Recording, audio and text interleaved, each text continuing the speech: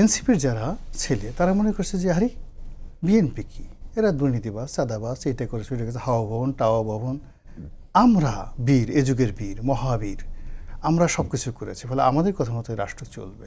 ফলে তাদের যে বডি ল্যাঙ্গুয়েজ, সেই বডি ল্যাঙ্গুয়েজ প্রতিটি মুহূর্তে বিএনপির লোকদের জন্য রীতিমতো বেইজ্জতি।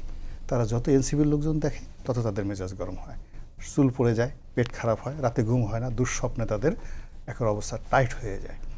তো এনসিপি, তো এই যে দেখেন একটা সাইকোলজি। এরপরে এনসিপির লোক যেখানে বলে আরে ইনু সাহেব আসলো কোত্থেকে, উনি কি কোনোদিন আমাদের সাথে আন্দোলন করেছে, ওনাকে শেখ হাসিনা এমন ডলা দিয়েছে সারা জীবন, উনি তো একটা শব্দ করে নাই ভয়েস ছেড়ে, সারাদিন শুধু হাসছে। এত হাসাহাসি করে উনি এসে হঠাৎ করে প্রধান উপদেষ্টা হয়ে গেল, ওনার ভূমিকাটা কি, সব ভূমিকা আমাদের। এই যে সাইকোলজিক্যাল যে বিভেদ, মানসিক বিভেদ, এটার যে বাঙালিপনা, এই বাঙালিপনা পৃথিবীর অন্য কোনো দেশে নেই। ফলে এখানে আপনি রাতারাতি সেই আলী রিয়াজ সাহেব ধরেন আমেরিকান থিঙ্কিং একটা পিয়ার নিয়ে আসলেন, তারপর শেষে সব চিন্তা ভাবনা করলেন, আলটিমেটলি পুরো দেশটিকে একটা এমন অনিশ্চয়তার মধ্যে নিয়ে গেছে।